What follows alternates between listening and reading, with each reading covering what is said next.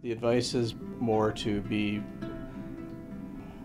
a little more aggressive in getting the patient to do things like exercise, staying socially active and intellectually engaged. But as the disease progresses and much more is being asked of the caregiver, for example, having to cue the patient on how to do some of the basic activities of life, that gets to be a bit old for the caregiver. It gets to be difficult to do it.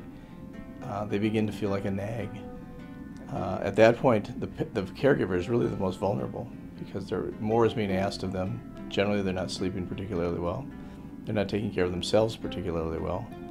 And if you lose your caregiver, you've lost a tremendous amount.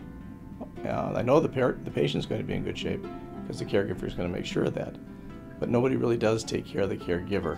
And to get specific help, get an occupational therapy evaluation, and see what sort of outside help you can bring in if necessary, or what kind of tricks the caregiver can learn from other people who've gone through this.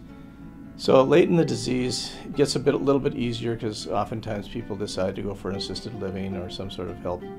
It's at that point I start asking the caregiver to think about not feeling guilty for whatever choices they've made, good, bad, or indifferent. There is no specific set recipe that people can follow. Every family, every spouse, every child who takes care of a patient with Alzheimer's has to find their own way along the journey, as the patient does.